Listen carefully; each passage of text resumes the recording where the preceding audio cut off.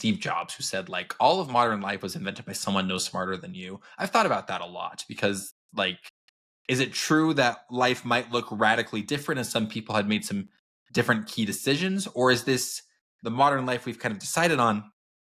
Is that the kind of the consensus of generations of group wisdom coming together, and maybe that was always what life was going to look like? I don't know, but I kind of feel the same with Unix. Like, we'll talk about kind of what made Unix so special. Was this always the end state of computing? Was it such a good system that eventually something was going to converge on it and it would spread and become popular? Or does a lot of modern computing look like it does because of some key decisions made by some key people in this book? I'm not sure exactly.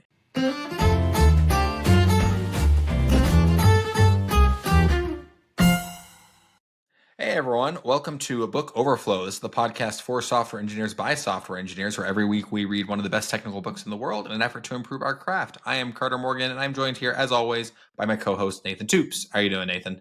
Doing great. Hey, everybody. Well, thanks so much for tuning in, everyone. As always, if you're on YouTube, make sure to like, comment, subscribe. If you're on an audio platform, make sure to leave a 5-star review. And anywhere you're watching, make sure to share this with your friends and coworkers. It really helps grow the podcast. We've been really excited at the response from the audience and how well we're growing, but we'd love to grow even more. We think this is good content, and we think, like we always say, this will help software engineers improve their craft. Well, we are so excited for the book we have to share this week. This is another book that has come recommended from one of the authors we've interviewed because he wrote it. This is Unix, A History and a Memoir by Brian Kernighan. So cool to read another thing by Brian Kernighan, don't you think, Nathan? Yeah, his style is just like very straightforward and unassuming, and this was a delight. Absolutely, yeah. And we'll talk more about how fun it was to read it after talking with him. If you're not up to date on the podcast, please, we have an interview with Brian Kernighan. It peaked at like number 3 on Hacker News. Go and listen to it. He is such a fascinating, intelligent, and humble guy. Probably one of our favorite interviews we've ever done. Such a treat. So I think in that interview, he had mentioned that he had just written a new book, this book, Unix, A History and a Memoir. I'll give the introduction to the book real quick, and we'll talk just a bit about who Brian Kernighan is. So the book introduction we get from Amazon.com, the fascinating story of how Unix began and how it took over the world. Brian Kernighan was a member of the original group of Unix developers, the creator of several fundamental Unix programs, and the co-author of classic books like the C programming language and the Unix programming environment. Now, many of you may be familiar with Brian Kernighan, especially if you've listened to our interview with him. But we do have quite a bit of our audience who is younger than I think that they necessarily would be. So Brian Kernighan, one, it looks like it's spelled Brian Kernighan. That is not true. We learned that after interviewing him. I wish he had corrected us. He is a legend. I think this is the book's description of him. And we actually had to write some extra notes because it is not, I don't think it does him justice. But Brian Kernighan is a Canadian computer scientist. He worked at Bell Labs and contributed to the development of Unix alongside Unix creators Ken Thompson and Dennis Ritchie. Kernighan's name became widely known through the co-authorship of the first book on the C programming language with Dennis Ritchie. You may have heard of the K&R C programming book. He is the K in that. Kernighan affirmed that he had no part in the design of the C language. It's entirely Dennis Ritchie's work. Kernighan authored many Unix programs, including Ditroff. He is co-author of the awk, AWK, and Ample programming languages. I mean, and that outlines some of the stuff. He worked at Bell Labs, contributed to the development of Unix, co-author of the awk programming language. He's the K in the K&R C programming language. And he is also a professor of computer science at Princeton since 2000. And he's actually the director of undergraduate computer science studies at Princeton. This guy is a legend. He is one of the godfathers of programming. I mean, I think it's hard to overstate his influence on the modern world. What do you think, Nathan? Yeah, I agree. This book really hit me because of again, the humility that he had in our interview and that I've seen in other interviews is the same approach that's actually in this book as well. And I can imagine, even if you're a significantly better than average programmer, I mean, writing awk and doing these other cool things, but you're around people like Doug McElroy and Dennis Ritchie and Ken Thompson, I can only imagine that being in awe of their presence as well as would keep you humble. No, absolutely right. I look at Brian and I'm like, how is someone so smart, so humble? But maybe it's exactly like you're saying. Maybe he's just been surrounded by so many smart people his whole life that it's got to keep you humble. Yeah. I thought this was a really fascinating book. Nathan, what are your thoughts on the book? Oh, I have so many thoughts on this book. This was not that long of a book. We read this in 1 week. Yes. And it read really well. There's actually lots of pictures and descriptions of pieces to give a lot of context. I will tell you that it's hard to describe how important Unix is to modern computing. I think that these days we take for granted a lot of things that were not obvious in the 1960s and 1970s. Decisions, very important decisions that were made. And this book made it very clear that this focus on simplicity, this focus on understanding how the relationship between software and hardware work, was very special and came out of Bell Labs at a very special time in the history of computer science. This book is, I mean, it does. I already knew a lot of this stuff a little bit, but I didn't understand the depth of it, especially the group called Center 1127. They'll be talked about when we talk about this, but this is the group that Dennis Ritchie and Ken Thompson and Rob Pike and Doug McElroy and Brian Kernighan are all part of. This is where Unix was born, and I didn't understand until I read this history and memoir how special that was. Also, I will say there's a star player. Like, I already was a big fanboy of Ken Thompson, like a huge fanboy of Ken Thompson. I didn't understand the role that Doug McElroy played until I read this book. And I knew of his name. I knew he was important. I knew he'd written a lot of command line tools for the early Unix operating system. But his role as a mentor and as a really the discipline of getting to simplicity and writing clearly was such a built-in part of the team that I think that Unix would not exist in the way it does today without his influence as well. Yeah, this is a really interesting book because you some ideas are just so ubiquitous that you kind of forget that they had to have had an origin somewhere. And it feels like, especially a lot of for this is not the best way to say it, but like almost like the free ideas. I guess what I'm trying to get at is that we of course still have titans in the industry today. People have vastly changed what our modern digital life looks like. I'm thinking of Jeff Bezos, who created Amazon, Mark Zuckerberg, who created Facebook. But these are very corporate things, right? And these people, they've been rewarded richly and have become billionaires. And of course, there's a lot tied up in all of that, right? It's much less altruistic, right? I I think that's very different than when you think about kind of the great philosophers or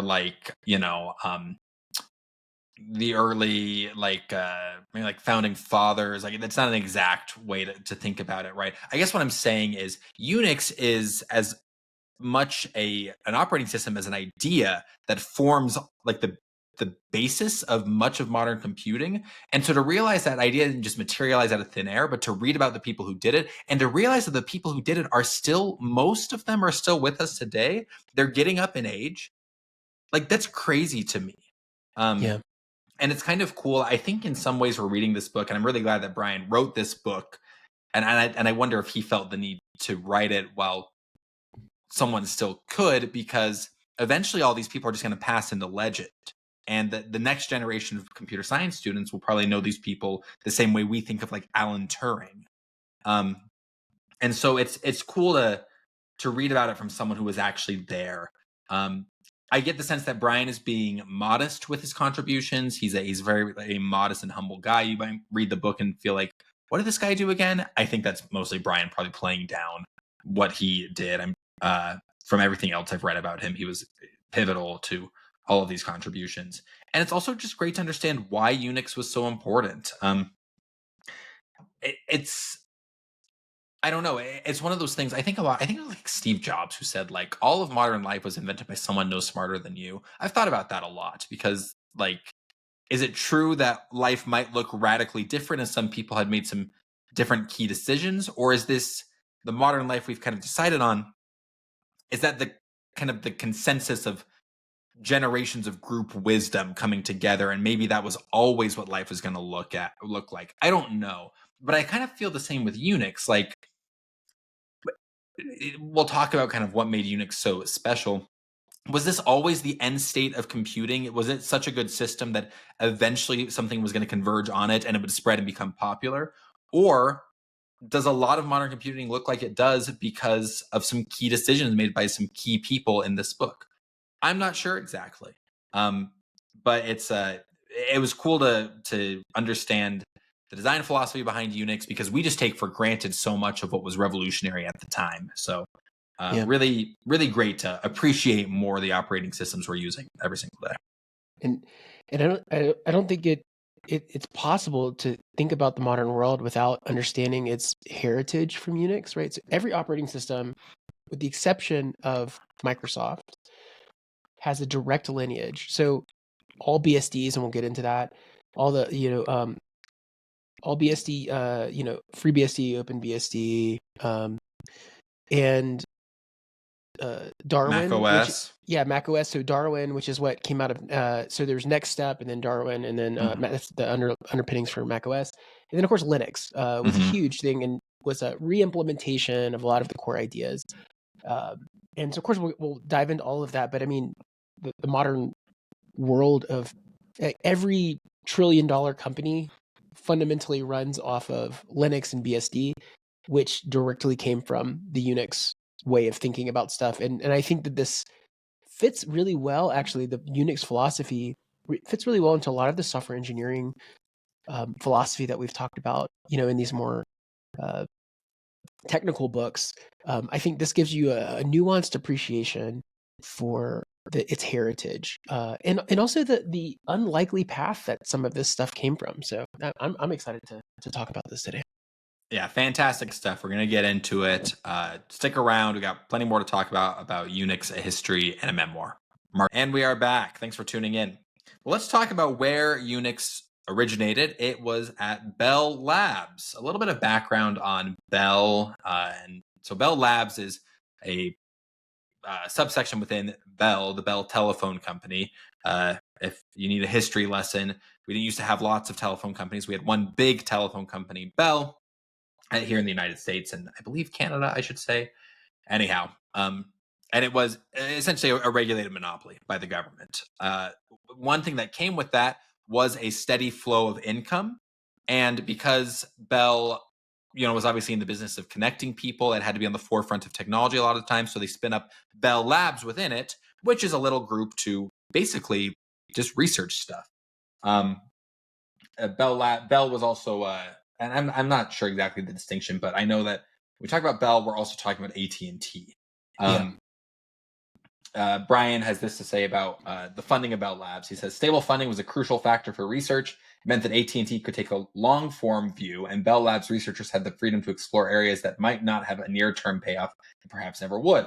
That's a contrast with today's world, in which planning often seems to look ahead only a few months, and much effort is spent on speculating about financial results for the next quarter. So Bell Labs, a lab within Bell, it is what it sounds like, and they hire some of the smartest computer science folks around, and because of that stable funding, they have this kind of radical autonomy to work on whatever they want. I've never worked at a place like this. I bet most of us haven't. It sounded pretty neat to me. Yeah, I mean, the book kind of opens up painting this picture of what a special place this was. And for anybody who's a history buff at all or understands the relationship between fundamental mathematics and computer science, this is where Claude Shannon spent many years. I think he was there for 15 or 16 years before he had moved back into academia. And you can tell that the culture, I've read, actually, there's a really great book on Claude Shannon called A Mind at Play. And you can see the through line between that book and this one, in which they really did treat this as like fundamental research or basic research. And to the point that the team had radical autonomy. They would hire these really, really smart folks who dove deep into their domain and then not micromanage them. They weren't worried about the ebb and flow of quarterly returns or all these other things. And it actually confused, guests that would come in. They talk about it later in the book, but like, I think at one point, Ken Thompson was working on this chess playing device. Yeah. And a guest was like, "Why are you letting him just work on this?" And the management, who had never coordinated an answer for this before, was kind of was just like, "Oh, well, this actually helps us with custom hardware that we're building to solve specific domains, and that these are complexity problems that need to be handled and addressed, and that this actually directly benefits AT&T, right?" Um, the other thing that was interesting is they got a very small percentage of the budget. I think it was like less than 1% or something of the budget. But it was one little note. It was like further down in the book, AT&T had over 1 million employees back then, like before they That's got broken crazy. up. And I was like, I ended up going down a rabbit hole, Wikipedia, of like, wait a minute, how many companies actually have like 1 million employees? It is a very small list. Like there's less than 10 in the whole world today. I was about to say today, and this was, And this is back in the 50 day, years right? ago. Yeah. Sure. A lot of this was probably telephone operators and field techs, and a lot, because they were rolling out phone systems. This is actually, they talk about this in the beginning of the book. This heavily regulated piece. It was a monopoly, right? But it was so heavily regulated in the public good at the time that they were required, regardless of profit, to roll out telephone lines to very rural parts of the United States. And I don't think if it was just a profits-focused company that was unregulated, rural Appalachia would probably never have gotten the infrastructure that it needed. And so on one side, I'm like, we should break up monopolies. And on the other side, I was like, well, again, Bell Labs never would have existed.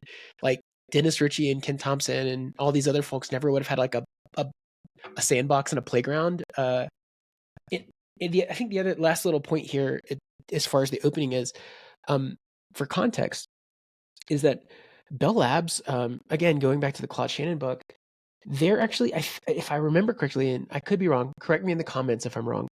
I think they're the single largest holders of Nobel Prizes of Oh, really? any private institution. So and they have one of the largest, at least at the time in their heyday, one of the largest patent portfolios in the world, like greater than most nation states. And so there's actually another book that they reference here called The Idea Factory, about how they built a culture where just fundamental research was coming out and amazing ideas that changed the world: information theory, computer science, mathematics, AI, a lot of the early AI development. So it really, again, the first chapter, we don't even really talk about, there's no real talk about Unix at all. It's really just setting the stage of like, there's this magical place called Bell Labs. Yeah, he talks about his radical autonomy, how Brian Kernighan describes it. He says, when I got to Bell Labs as a permanent employee in 1969, no one told me what I should work on. This was standard practice. People were introduced to other people, encouraged to wander around, and left to find their own research topics and collaborators. In retrospect, this seems like it must have been daunting, but I don't recall any concern on my part. There was so much going on that it wasn't hard to find something to explore, someone to work with, and after 2 summers, I already knew people and some of the current projects. This is interesting to me.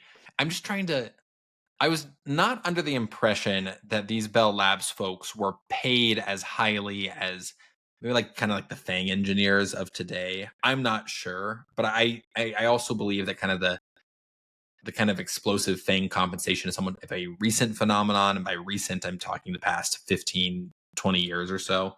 But I also know that I remember hearing about a study that money is only motivating to a point, and really what is much more motivating to people is feeling like they're doing useful work and feeling like they have the autonomy to accomplish what they want to do. But he talks about it not feeling daunting, right? But I imagine part of it didn't feel daunting because, again, there's not a huge profit motive for Bell Labs in particular, right? Because I've been in a place where I've shown up to a job and they say, oh, just tell us what you think you should work on. And like that does feel really daunting when you know that like there's quarterly profits that you have to contribute to. But I wonder what that would feel like. And like, has anyone tried this model in more of like a profit driven company? Like, I wonder if like there are equivalent kind of research labs. Like, I believe Google has kind of somewhat of an equivalent, but I don't know. It's got to feel somewhat different. I don't know. What do you think? I think if you get to a large enough size, you end up having, so in one of my jobs, actually, I was working with this research not-for-profit. And, the only thing that exists like this outside of the private sector or outside of Bell Labs are things like research labs in universities. And again, maybe not necessarily the absolute craziest compensation, though that can wildly change depending on like grants and the value of the initiatives and stuff like that. But a lot of these folks, especially PhD researchers, are attracted to that autonomy, right? That they can work on some specific domain interest all day long. I do think, though, that Bell Labs employees were actually compensated competitively for the time. I can't remember. I don't think the book really discussed to that, but I remember reading elsewhere. They were also super amazing. Like, they talk about this later in the book, but folks would take sabbaticals from time to time, specifically highly visible ones where like Ken Thompson went and taught at university for like a year or something. And Bell continued to pay him during that. So they subsidized because they wanted the prestige of like, oh, one of our employees is, teaching at a top tier school. And I know that they did the same thing for, again, I'm bringing up Claude Shannon again, but something very similar happened, a couple of decades before when he was, I think he was doing something over at MIT, and they just wanted access to him. So they like continued to keep him on the payroll for some period of time. And so, I think if you're absolutely exceptional and you are the kind of person who's so deeply curious about solving certain types of problems, doors are opened for you that are not available to normal human beings. Yeah, that's the key. You got to be absolutely exceptional. No one is offering me a spot at Bell Labs anytime soon, and I'm fine with that. But yeah, these guys are just, like you said, absolutely exceptional. So then how does Unix kind of come to be, Nathan? What kicks it off? Yeah, so this is cool. There's a section of the book called Proto-Unix. And again, I knew some of this story, but I never had the cohesive narrative. So a few things that were happening at this time. Bell Labs was a participant in this like big conglomeration trying to build this thing called Multics. And the whole point of Multics was to build the world's most sophisticated time sharing machine. And I guess to let, kind of give reminders to folks, powerful machines at the time were millions and millions of dollars. They were not, there was no personal computer.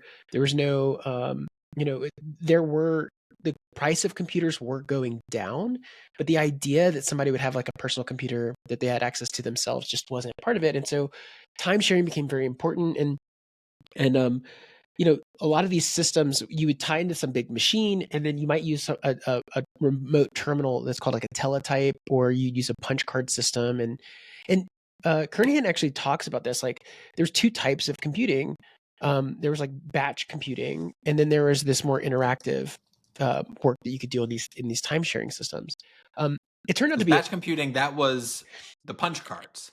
That was you would literally make your stack of punch cards. And what's kind of crazy, I think a good piece of history is that 80 columns is one of my favorite things that comes up out of this.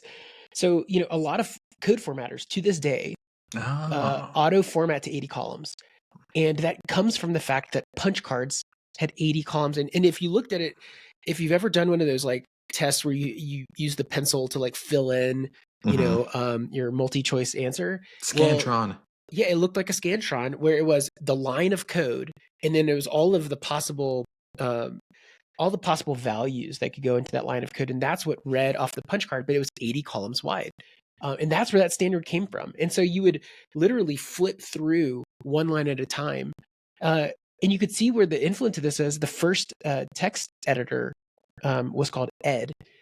And this was literally one line at a time digital interface. And so imagine you're writing a program that's 1,000 lines long, and you got really good at like hopping around, scanning stuff one line at a time.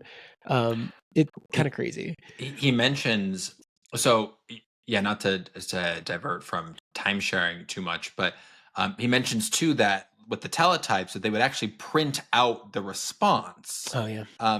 And he says that's part of the reason, like Unix commands, like we use RM instead of remove, because printing took a long time. And so they tried to shorten some of those commands to speed it up. But yeah, I thought it was interesting when we interviewed Brian Kernighan, we asked him, what's the biggest revolution in computing that you've seen in your career? And again, this is a guy who's been there from roughly the beginning. And I thought, like, I was totally shocked by his answer when he said time sharing. Because how it used to work is you would write your punch cards, you would hand them to the operator, and they'd say, come back tomorrow. We'll run it sometime in the next 24 hours, and then you'll get your result back. So time sharing started to allow multiple people to use the system, and just to make computing more available. So Multics ended up being a failure. Bell Labs pulls out of it. They're like, this is a huge money and time sink. But two really important people were deeply involved and wanted to continue work in operating systems. One of those was Ken Thompson, and the other was Dennis Ritchie, who had been writing this programming language called C.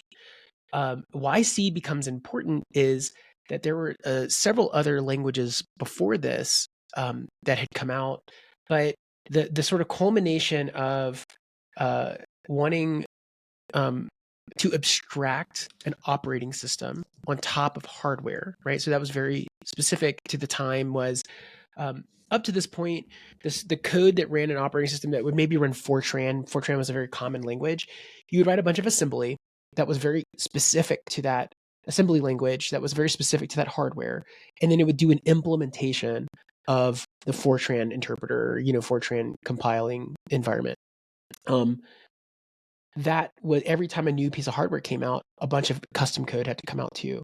And so this idea of writing an operating system that simplified interaction with the computer so that it was easier for developers to write code. And that's really the fundamental idea that came out of Ken Thompson.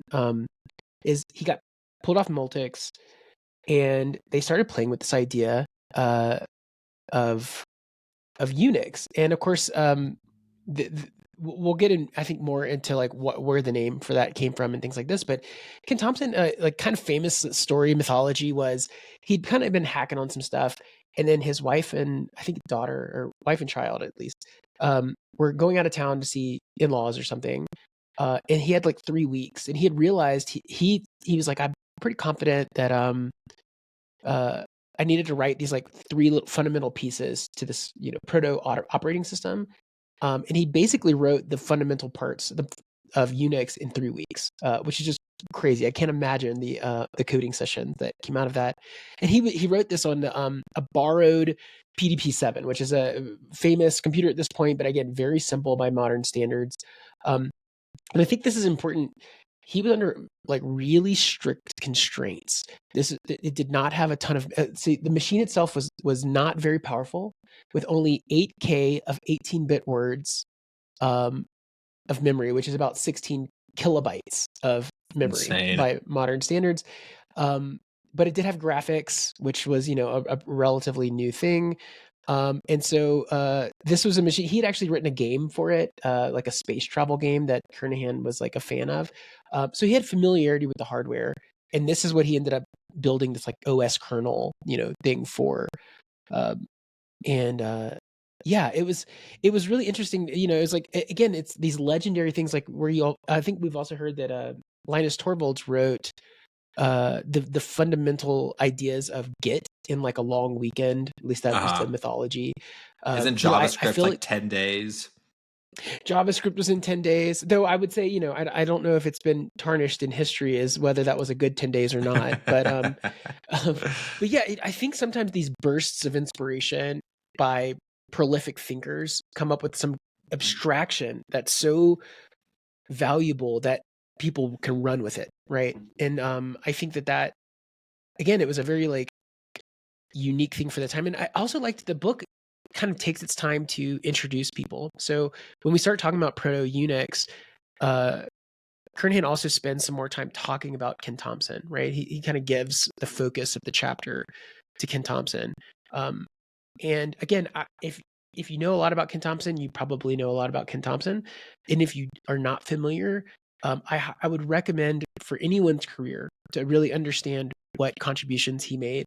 Not only was it the fundamentals of Unix, but he has a fascinating history. He worked on all kinds of like just things that brought interest to him, and I think he started back in the 70s. I think is when he was started, maybe in the late 60s. But he stayed at Bell Labs all the way until 2000 and retired the same year that Kernighan did. Eventually, again, this is me tooting my own horn. I'm a huge fan of the Go programming language, and if you are as well, Ken Thompson is an incredibly important part. He actually came out of retirement and went to Google in 2006 and worked with Rob Pike, who we'll also bring up later in this episode, and another guy named Robert Griesmer, or Griesmer, I should say, and he who worked on V8. So Griesmer is also like an amazing person. He was not part of Bell Labs, but the three of them wrote the Go programming language, and so his contributions are huge. Even in modern standards, I mean, to come back and write a language that is what wrote Docker and Kubernetes and all these other things is really fascinating. I also love a little tidbit about Ken Thompson.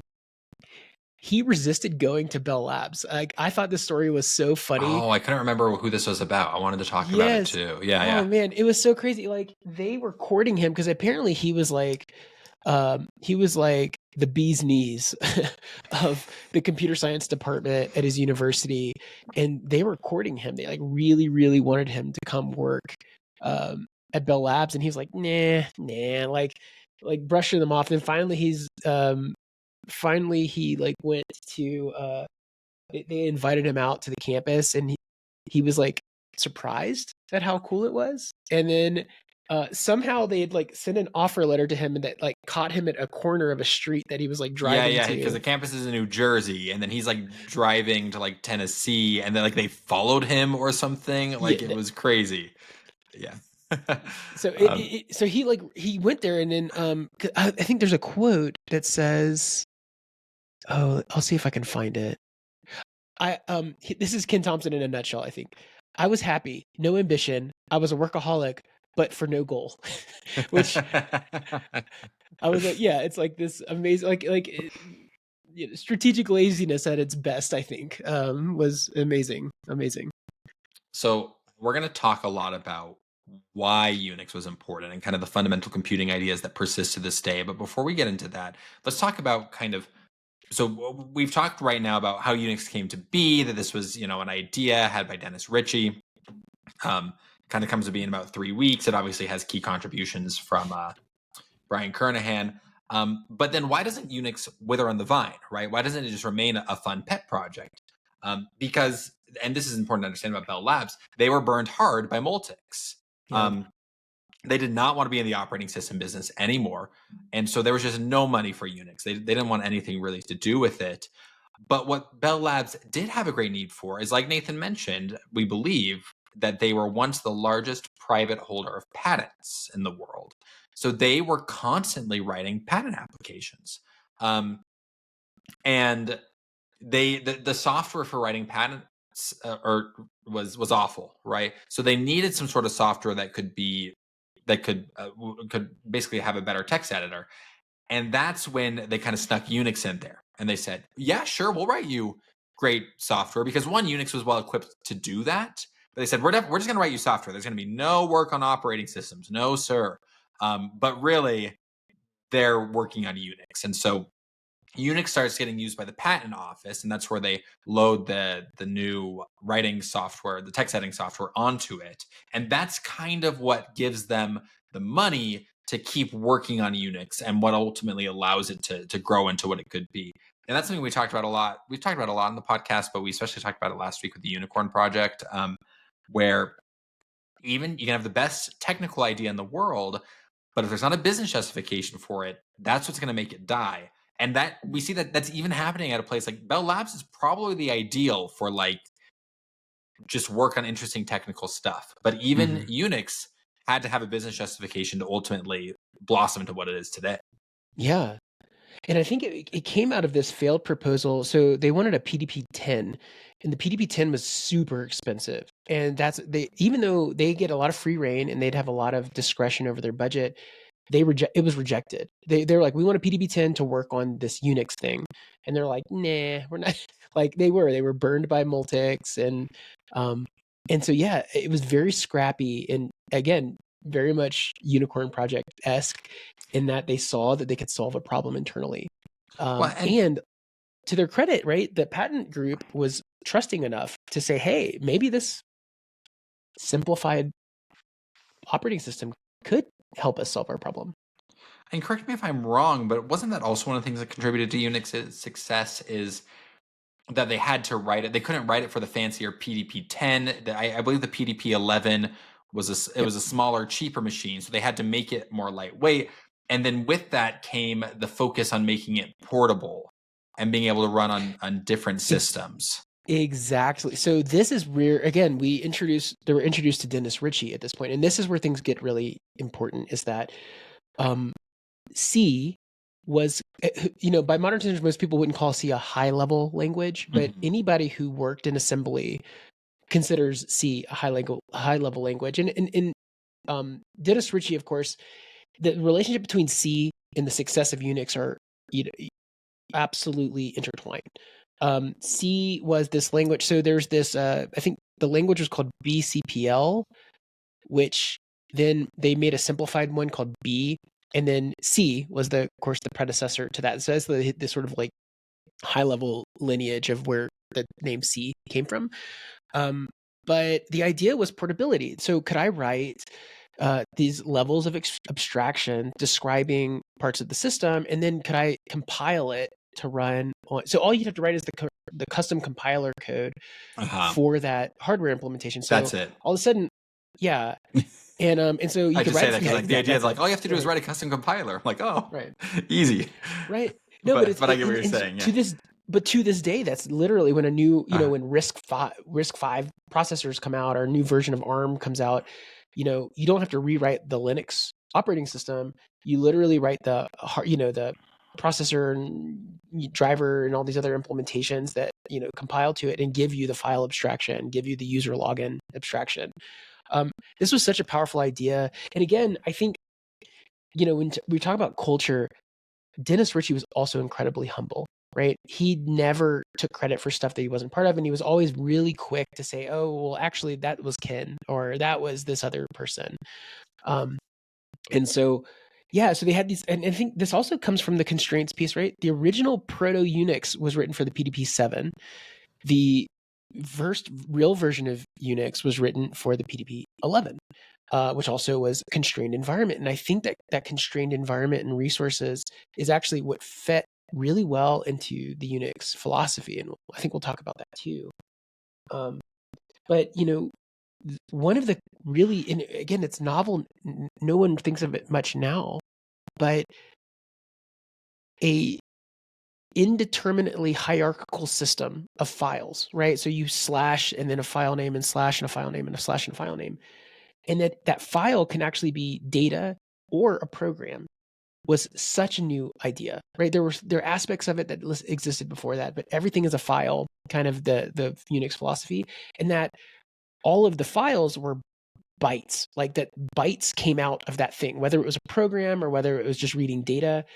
The bytes and processing bytes being the abstraction, again, is a novel idea. And you have to remember, back in the 60s and 70s, we were still deciding on what the length of a byte was. Like the idea that 1 byte is 8 bits was not. They mentioned like 9-bit bytes. I'm like, what are you talking about? 9-bit bytes. Oh, it was crazy. And everybody had competing standards. Everybody had different ways. And so settling on these like building blocks ended up influencing everyone. And even though I said Microsoft is not a direct lineage to this, bytes are the same on a Windows machine, right? Well, let's take a quick break, because you're talking about exactly what we're going to talk about in the next section, which is what is kind of the Unix computing philosophy? Why was it so important? Why did it kind of catch fire the way it did? And what was so revolutionary about that? We're going to, Brian Kernighan gives a great overview of Unix. We're going to talk about all of that and more right after the break. And we are back. Thank you so much for tuning in. Well, let's keep talking about the Unix computing philosophy, what made it so important. Nathan has already brought up file systems. Like you were saying, Nathan, the idea that files are just bytes, right? That they're just data, that everything is a file. That comes from Unix. The fact that file directories could be relatively free form, that is also something from Unix. The modern directory structure comes from Unix. He talks about how previous systems, he says, before Multics, most operating systems provided at best complicated and irregular file systems for storing information. The Multics file system was much more general, regular, and powerful than other file systems at the time, but it was correspondingly complex.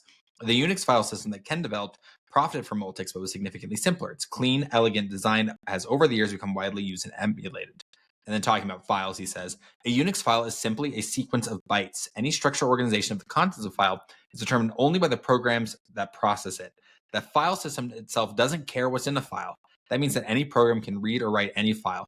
This idea seems obvious in retrospect, but it was not always appreciated in earlier systems, which sometimes imposed arbitrary restrictions on the format of information in files and how it could be processed by programs. I mean, we've talked about this on the podcast at kind of a higher level. The idea, this is really just fundamentally talking about abstractions, right? And how it's good to build components that are not tightly coupled with one another. This is a great example of not tightly coupling. Unix doesn't care what's in the file. Unix doesn't, it's only the program that actually needs to run the file that needs to care about what's in the file. Why have your operating system be super opinionated about what's in files, about directory structures? That feels really obvious to us today. It was a revolution with Unix. Oh yeah, and here's the thing that kept happening is they kept building these ideas. So I think Proto-Unix came out or was started in sort of 1969. By the time we get to like 1971, the first edition of Unix comes out, right? So a couple years later, and then what we call the sixth edition, which is the one that starts showing up in this is where the real what we would think of as Unix today was around 1975. And the reason I bring this up is that the team of folks contributing to Unix starts expanding. And that was a big part of what makes Unix the way we think of it today. One of these ideas was the file system and system calls, right? So this idea that I interact with the hardware with these system calls, there's a lot of like core, low level things that involved with this that programmers could interact with. But that was abstract. Like you knew that you interacted with system calls, you didn't have to interact with the unique implementations of each piece of hardware. The other ones that kind of came up that were huge were the shell. So this idea. Before we move on to shell, can I just say one thing about system calls? Oh, please. Yes, and because this is another one that, again, it's just so fundamental to everything we do, right? Of course, you can just act with the system in an abstract way, but Kernighan points out just how revolutionary it was. It says it may be hard for today's readers to appreciate just how much of a simplification all of this was. In early operating systems, all of the myriad complexities of real devices were reflected through to users. One had to know all about disk names, their physical structure, like how many tracks and cylinders they had, and how data was organized on them. And he talked about the Honeywell TSS system, which required you to enter a subsystem to create a disk file. You were asked 8 questions: initial size of the file, maximum size, name, device, who could read it, who could write it, etc. Each of these had to be answered interactively. When all the questions had been answered, the operating system was given the information, and likely as not, something was mistyped and the file creation failed. That meant you had to enter the subsystem again and answer all the questions again. It's no wonder that when a file finally got created, the system said, in all caps, successful. So yeah, this idea that you abstract away the details of exactly what the system is doing, and instead you just call create, you just call open, you just call read. That is another thing that comes from Unix. Yep. And again, that's such a weird thing to think about because that is so fundamental to everything we do with computers today. But it had an origin, and its origin was Bell Labs by these by Dennis Ritchie, Brian Kernighan, Ken Thompson. Fascinating stuff. Yep. And this opens up a lot of composability that comes from these ideas. 2 really important ones. One of them is the shell. So the shell at this point is what much closer to what we think of as if you go to the shell, which is called SH. So modern shells, I think most people either use ZSH or Fish or Bash, right? Those are the big ones that are default. But you can still use SH, which is just the original shell, or something close to it. The idea that you could write basic scripts to hook pieces of code together, again, was a powerful idea that came out of this. And one of the things that came up from this was the abstraction of pipes.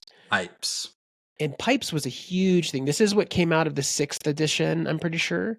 And I think it was around, he talks about the history of like, when did pipes get introduced? And it was not in the operating manual for 1972. But by the time that they had written the 3rd edition, actually, of Unix in 1973, pipes existed. And this was revolutionary. And Kernighan actually talks about how he used to give a demo on like the cool stuff you could do with pipes. And so for those, the uninitiated, the vertical pipe, vertical delineator is any program, and this is another powerful idea that came out of Unix, programs could take, there's a thing called standard in and standard out and standard error. Those are like three little, you can imagine these as like routing pipelines. Mm-hmm. And so I could generate, let's say I want to list all the files in a directory and then pipe that list into a sort function or a word count function. Now I want to know how many files are in the directory. I could say ls and then pipe wc. Ls pipe wc would say take the output of the list command and then pipe it into the word count command. And you could build these pipelines of data. And so folks could write really simple programs that were composable, that understood how to deal with standard in and standard out. And we're still dealing with this today. Like if you ever glued up a bash script to get your CI/CD pipeline running, you're probably using pipes in there.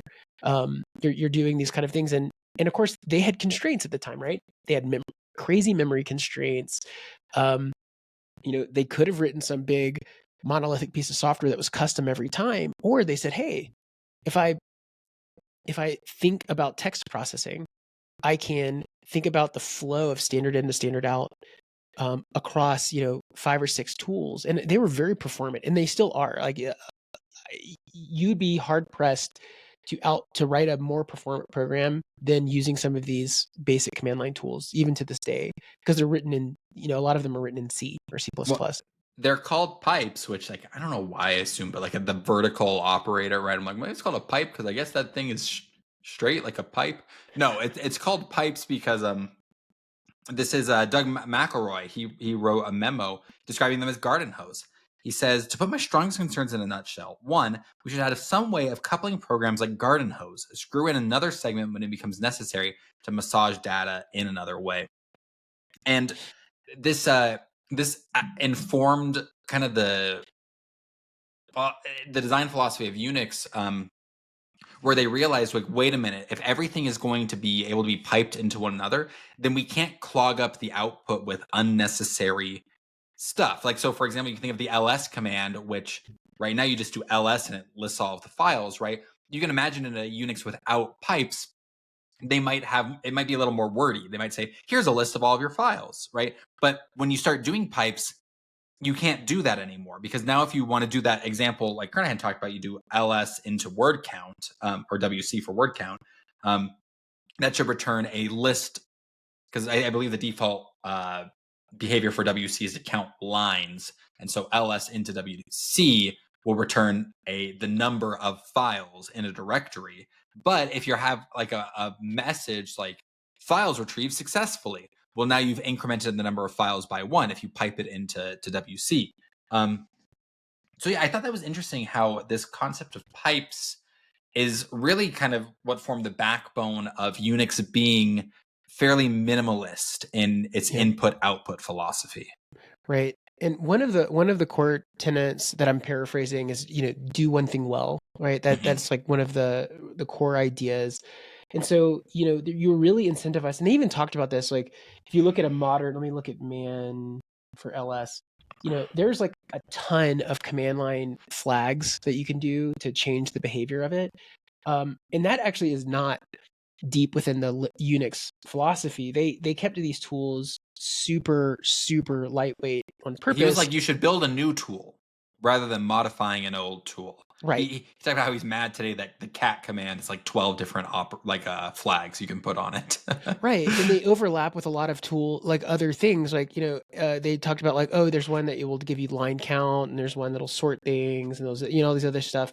And it's just like, the original Unix philosophy was to write these really basic tools and make them highly composable.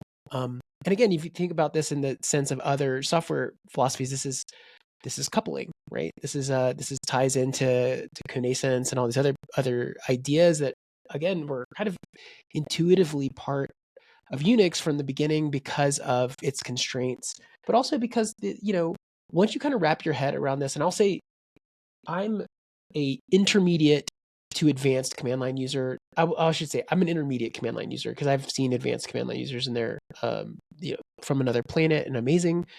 But the more comfortable you get in the shell, the more you'll understand the Unix philosophy. And I think that it's worth spending some time understanding how the behavior of the shell functions, because it will make you more productive in general. It also, gets into philosophies that it's funny. Dennis Ritchie is he was quoted as saying something that he was not really into functional programming, is really into procedural programming, which is why C is this procedural language. The relationship between C and pipes are really interesting, because to get high performance out of any incremental unit, they wrote these tools in C or something similar. And we'll learn about this later. Not everybody wrote all their stuff in C. You actually had these really cool tools like Lex and Yak and some other ones that kind of gave you some higher order interactions.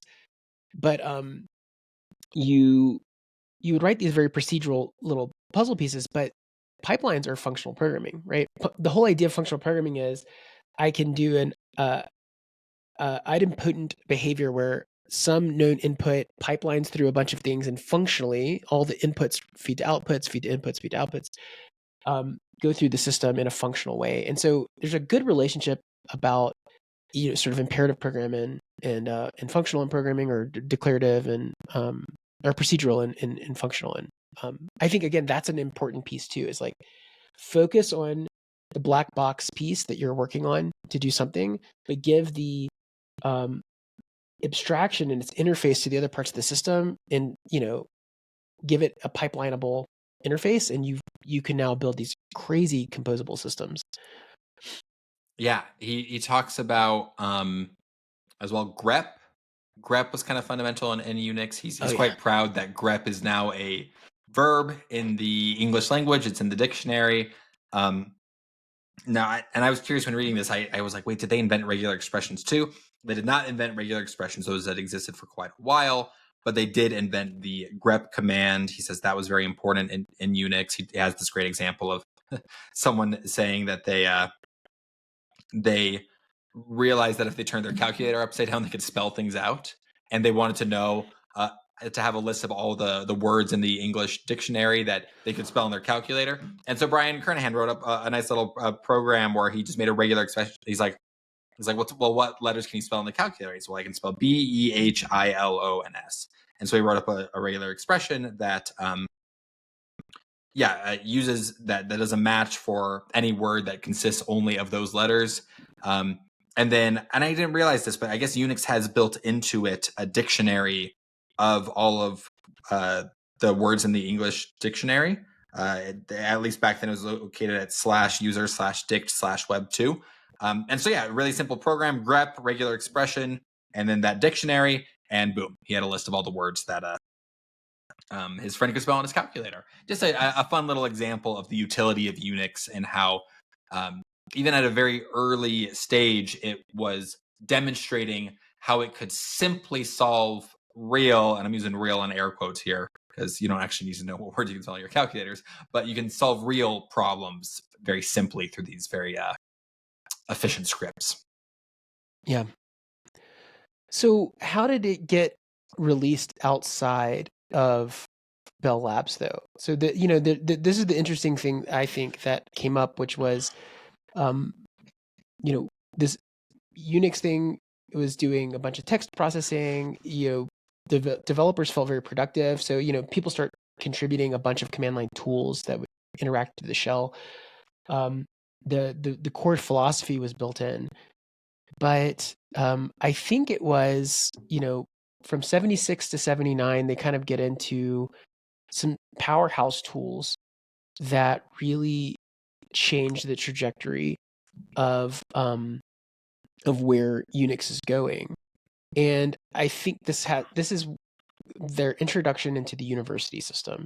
So a couple of things that got ready for this is the Bourne shell, which is the predecessor to the Bourne Again shell, which is Bash.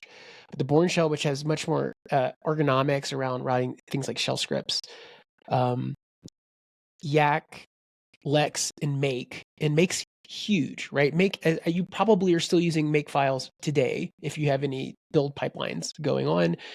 It's had a long history, but it made it so that you can describe more complex C projects or even C++ projects, and give this hierarchical structure of dependencies and have it so that you could very easily build your your your your binaries. They talk about the problem of just failing to recompile your files and how you could spend hours debugging something, wondering why it's still not working, just to realize that you simply hadn't recompiled one specific file. Yep. Make resolves that because now you can just run the make command and then kind of recompile what needs to be recompiled.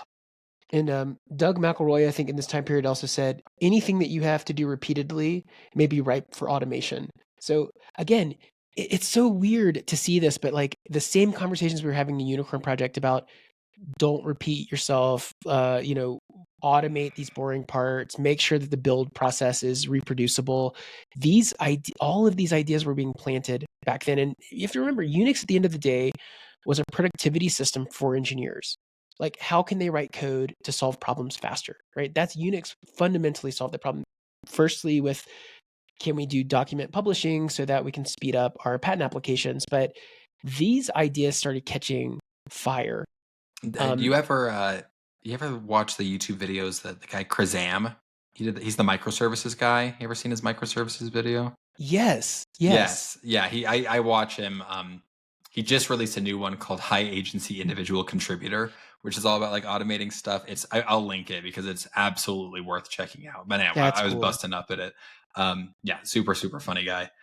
And it's also sad because like I want to show his videos to everyone I know, but like they're so like software engineering focused. Like, it's like the best in joke ever, but I can only ever show it to other software engineers. So you, our audience of software engineers, I'm gonna make you watch it as opposed to like putting it in front of my mom. That's hilarious. So yeah, I'll link it in the at least the YouTube description. The other thing that kind of came out of this time period was I think that they started gearing up for universities that started being interested in this, right? Yes, because they weren't quite sure if they wanted to sell it or license it, but they were okay at the very beginning, at least licensing it to universities for purely academic and research purposes. Exactly.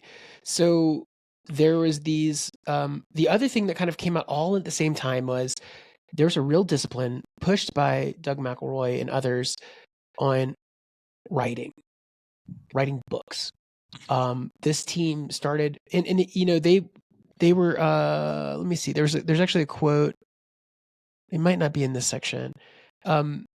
They basically, like, none of them were under the impression that they were going to make a bunch of money off of these books, but it was a lot of prestige, and it helped them get clarity of thought on setting constraints and understanding what was going on. Also, at the same period of time, tools that we still use today, if you're a command line junkie, is awk and sed. So sed, I think, actually predates awk, but these were the ability to, interact, manipulate, and parse text out of documents. So obviously, Kernighan was deeply involved in awk. He's the creator of it. He's the K in awk.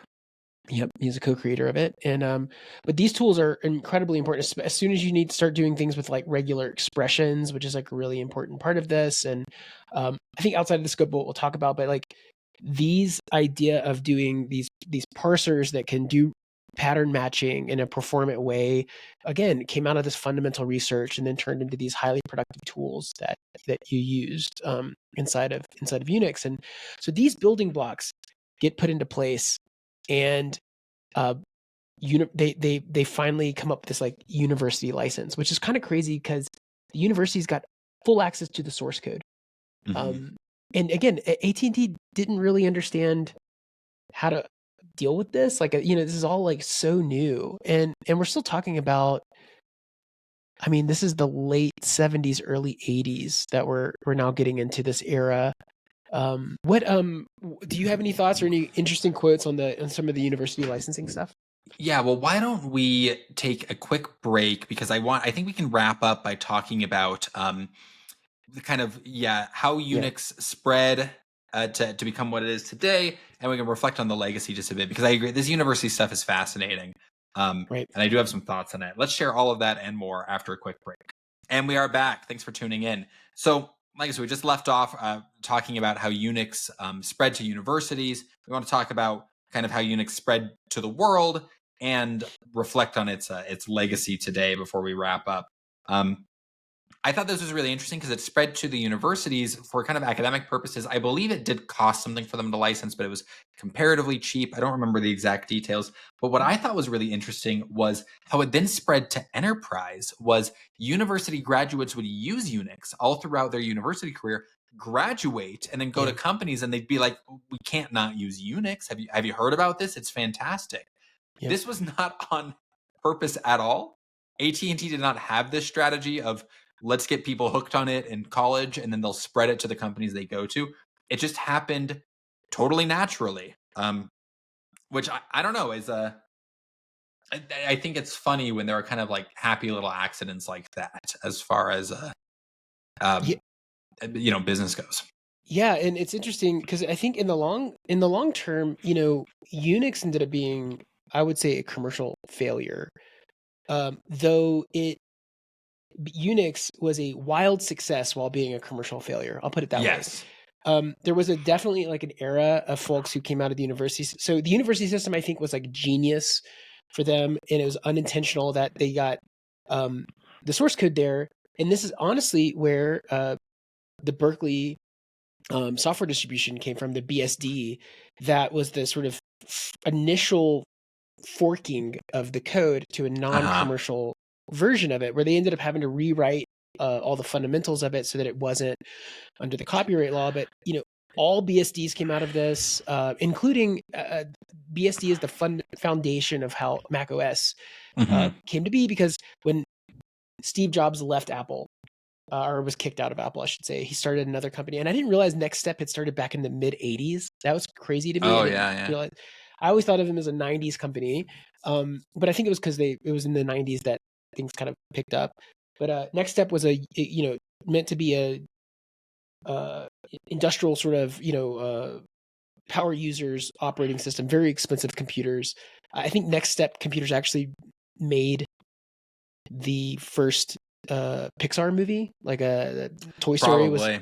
Toy Story, I mean, Steve Jobs was, one of the owners of Pixar. Yeah, exactly. So it was kind of crazy, all this. Unix, Pixar would not exist without Unix, right? Like this is another kind of interesting inflection point. But it had a huge fan base, and it was an elegant system for a lot of people that inspired a lot of folks. And I think from a commercial offering, there's like IBM had AIX, HP has HPUX, there's Solaris.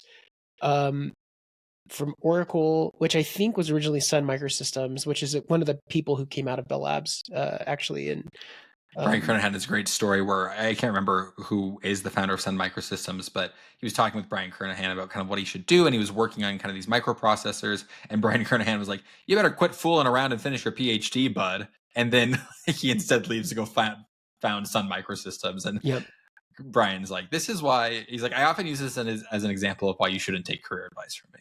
Yeah, that's hilarious. And so like all of these things so most of the commercial Unix, because there are still some commercial Unixes that are still around and are used by certain environments, but they're never were as successful broadly as the open source foundations that led to Linux and the BSDs.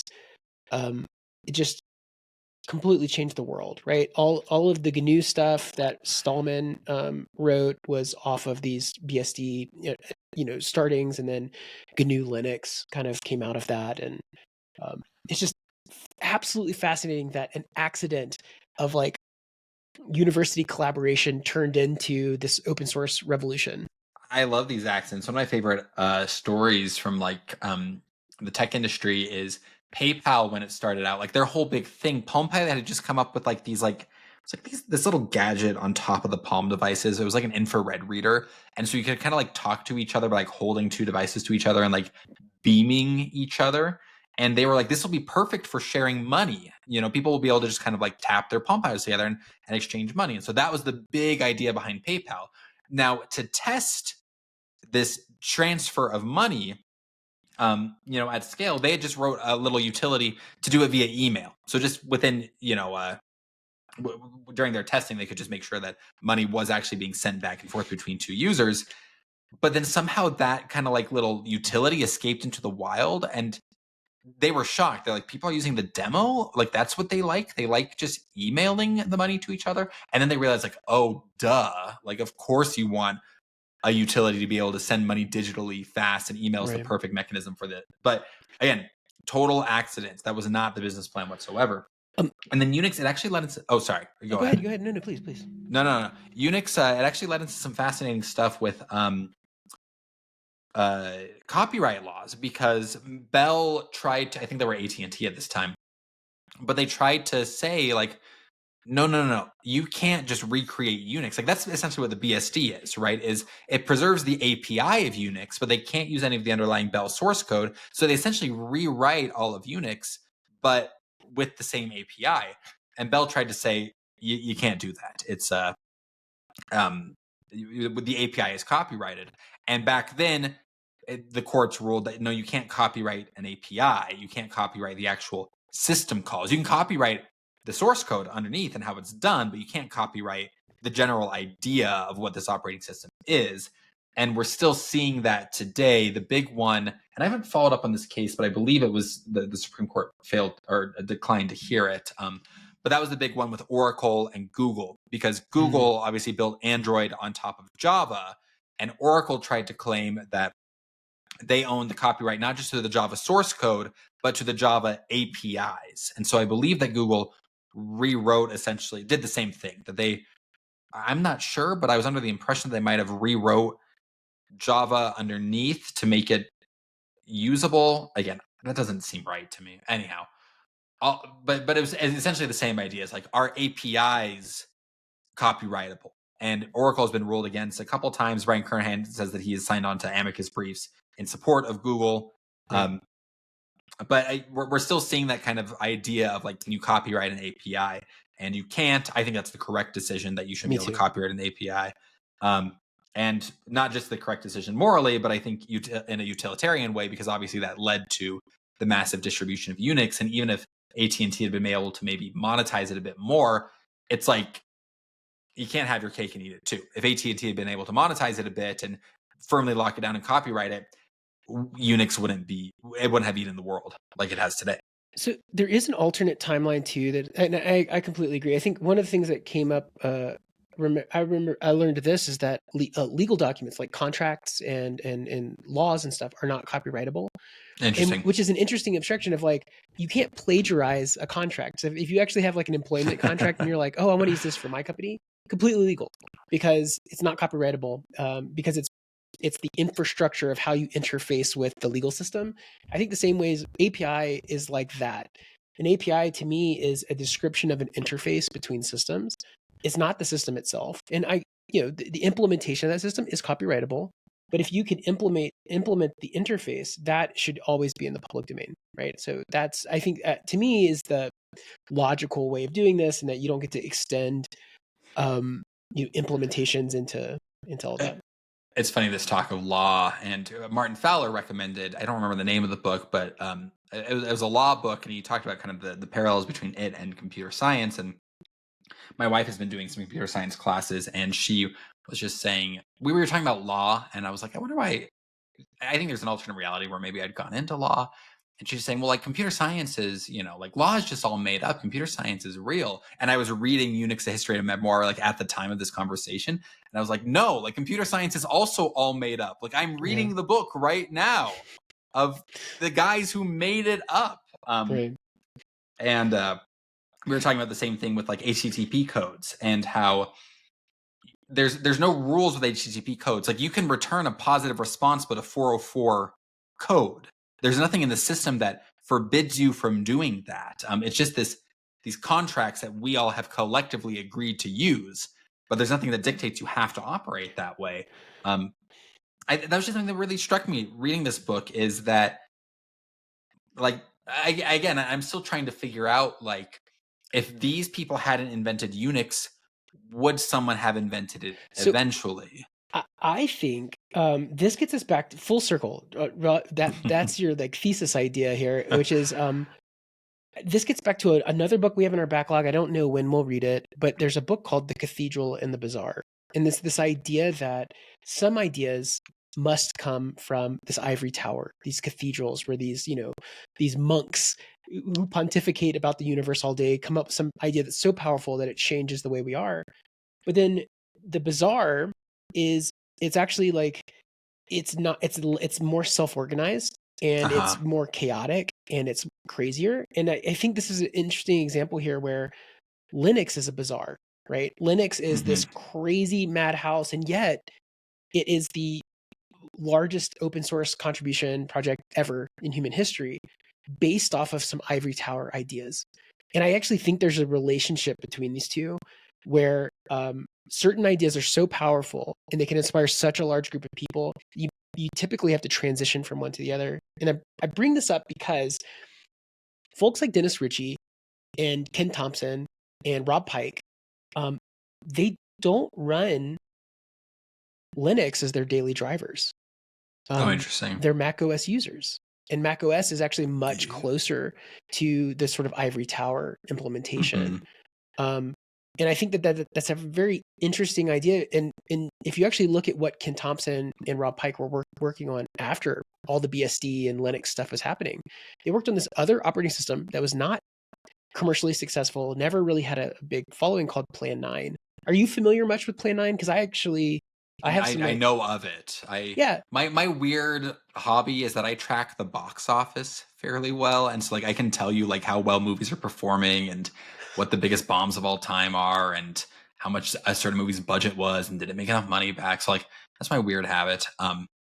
And anyhow, so yes, Plan 9. I'm familiar with Plan 9. So Plan 9 was named after a really terrible yes. I'm talking about the movie. movie Plan 9 from Outer Space. So Plan 9 from Outer Space is what is named after. But Plan 9 was this really ambitious operating system, and I remember, this is dating me, in the early 2000s, like it was probably 2007, 2008. I was working at this like Apple consulting shop, and I was working with a guy who he has had an amazing career. He ended up being an SRE, staff level SRE at Twitter, and moved on to do stuff at the EFF and stuff. But at the time, he was a pizza delivery guy who was super genius, but like was helping us work on computer stuff. And this is one of his first like tech jobs that he had.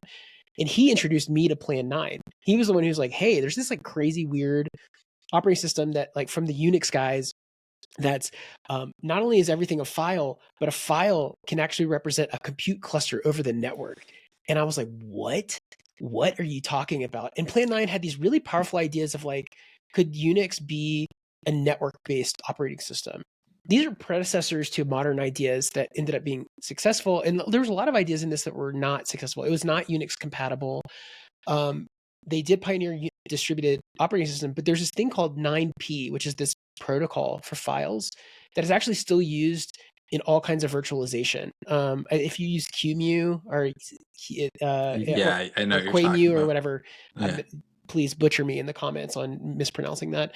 The concept of namespaces, also UTF-8, which is like the greatest text encoding ever, came out of Rob Pike and Ken Thompson trying to solve Unicode and issues, and created the standard that worked with something almost as efficient as ASCII, all the way up to these advanced character sets that were needed to internationalize stuff. That came out of Plan 9. So even though Plan 9 itself didn't, last, all the Plan 9 folks, or at least most of them, actually ended up becoming Google employees. And Google ended up absorbing a lot of these ideas into a lot of the stuff that they've been doing too. Yeah, and that's probably a nice way to kind of put a bow on it, which is to say that Bell Labs, eventually when Bell got broken up, that lack of steady monopoly money just is kind of what killed Bell Labs. They didn't have the stable funding they used to. They tried to keep it going for a while, spun it off into its own company. Brian gives kind of a history of all that happens, but it ultimately couldn't sustain itself. Everyone wound up leaving. Brian says that Google is the company that I think absorbed the most of the Bell Labs engineers, and that everyone else kind of went their own separate ways. A lot of them are still around today. Some of them have unfortunately left us. And, like I said, this is the heyday of this was back in the 70s, early 70s. And so if you figure these people are 30 or so when this is starting, I mean, a lot of these people are in their 80s and, probably aren't only have a a decade, maybe two at most with us. So kind of crazy to read this book at just living in very much a Unix world, realizing the people who made it are still around, but also realizing that they're not always going to be around. I'm glad we read this book. It's different from some of the more technical books we've read. I really enjoyed it because it gave us that strong understanding of what made Unix so important. But at the same time, I have a firm belief in kind of paying respects to your elders and that we stand on the shoulders of the giants before us. And so just getting to kind of spend, this is again kind of talking about like the philosophy of the podcast is this is very different from just reading the Wikipedia article on Unix for a couple minutes, right? And you can have an idea of where it came from, but there's something kind of fun about almost like spending a week with these guys and feeling like you're in Bell Labs and understanding a little more of the environment that produced the modern operating system. So great book. Really happy Brian recommended it. And we recommend it to you guys. Exactly. Well, I mean, so I guess let's swap it around this week. We usually end with who we would recommend this book to, but we're already talking about it. So Nathan, I mean, I think I would kind of just generally recommend this to most people. For me, I would recommend it to anyone kind of interested in building their own thing, whether or not that's an open source project or a video game or your own company. It's one, again, getting a strong appreciation for Unix is going to be great, but two, it's just interesting to see how it came to be, and it might give you ideas for how you might want to structure your life. Things are a little different today. You probably can't get everyone to commute into an office in New Jersey anymore, but you might try to take away and figure out what were they doing that led to such an atmosphere of creativity. How can I change that in my life, and maybe how do I bring on people like that? So I think if you're interested in building your own thing, especially your own technical thing, like check this book out, because it's these are the guys who built the thing. They built Unix. Find out how they did it. Yeah. How about you, Nathan? Who would you recommend this book to? Yeah, anyone who, if you're a command line junkie or really into BSD or Linux, or if you really appreciate Unix philosophy, you'll only do yourself a service by reading this history and memoir, because it gave me a much better understanding of the context of how such a system came out. And I think it ties into that same motivation that you brought up, which is, um, you know, something exists now, and if we don't have a frame of reference to understand how it came to be, specifically the organizational structure of what they cultivated at Bell Labs, it's really hard to understand how such a paradigm shift came to be. And so anybody who wants a more mindful, deeper appreciation of computer history, this is an absolute must read. Absolutely. And with that, what do you think what's your biggest takeaway from the book? What are you going to do differently in your career? Yeah, I've put a note on this idea of getting pickier on hiring the right people, and figuring out. I would love to learn more about Bell Labs' process for hiring the right people, because they did a phenomenal job of finding people like Dennis Ritchie and Ken Thompson and Rob Pike, Doug McElroy, Brian Kernighan, obviously. Um, what I would love to deep dive into what that vetting process was, and um, being very cautious in the hiring process to make sure that you're building a team of like autonomous super geniuses. I think that would be really fun to do. Yeah, and I think this book is interesting because it gives you an idea of how you could do that besides just pay everyone $1 million, Right. right? Like what kind of atmosphere could you structure that would be attractive to high performing people like the folks at Bell Labs? For me, I mean, it's simple. I just want to get better at the command line. I am not a command line novice by any means. I'm certainly comfortable in there, but something that was like weirdly impactful for my career was when I was at one of the cloud providers. I was working. There was some issue in one of our systems, and so we had to sh into it. And I was working with like one of the staff engineers there, and like a staff engineer at like a cloud provider is like that. It is dang hard to get there, and these people are paid tons and tons of money. So this guy was wicked smart, and I just watched him work in the command line and just effortlessly and using like all sorts of command, not just to read the data, but to parse the data, to to grep it, to find out exactly what he needed. And it was just effortless for him. And ever since I saw that, I was like, I want to do that. Like, that is really, really impressive. And so I'm not exactly sure how I'm going to get better at it, but I do feel on more sure footing after reading this book and realizing, okay, what is it? What's kind of the fundamental philosophy of the command line in Unix, right? Talking about pipes, talking about system calls, talking about, grep and things like that. So I feel more prepared to tackle that challenge. I'm not sure exactly how I will, but I'm excited. You should teach some basic concepts to your wife, Honestly, which will make you learn your stuff better, right? Because you're like, you don't want to waste her time. Years ago, I did a talk at Texas Linux Fest called Pipes, Chains, and Indirection, about command line stuff. Because it was like I had recently, or maybe in the last few years, I had become a huge fan of like standard in, standard out, standard error. And I learned so much getting that presentation ready, on just like all the things you could do, and actually got really great interaction from the audience, and was better for it. So yeah, that's nice. awesome. That's going to come in April when I wrap up my master's degree. Right now, the focus is on network security and Android programming. Those are my two classes right now. Well, perfect. Thanks for tuning in for the whole episode, folks. It's always great to have you around. You can always contact us at contact@bookoverflow.io. You can find me on Twitter at Carter Morgan. You find us on Twitter at BookOverflowPod. You can find all of Nathan's work with his newsletter, Functionally Imperative, where he interviews fascinating creative folks at www.functionallyimperative.com. And yeah, just please keep following the podcast, share it. Again, like I feel like we say this every episode, but we are just so happy and maybe a little surprised at how well it's doing so far. We always knew it was good content. We felt like it was a good idea and that it was filling a gap in the software podcasting market. We have just been so pleased at how quickly people have found it and the growth we've had so far. So thank you so much for tuning in. Nathan, any thoughts about our audience and our growth? It's amazing. We're on trajectory to hit 5,000 subscribers in the coming weeks, which is wild. Martin Fowler interview just hit 10K views, which is huge for us. And this is just YouTube, where we have even more stuff across all our audio platforms. Absolutely, yeah. It's been cool. Your engagement with us has been keeping us motivated. I will not say that every week I feel like reading every day or that I want to do all the work, but having an accountability buddy with Carter, and then also thinking about how I would want this material if I wasn't working on this podcast has helped keep me motivated. So it's been a lot of fun. And this book, it wasn't available in like Kindle format. It's basically just a big PDF, and so I read all the books on the Kindle. So we have one iPad in the house that the kids are allowed to use every now and again.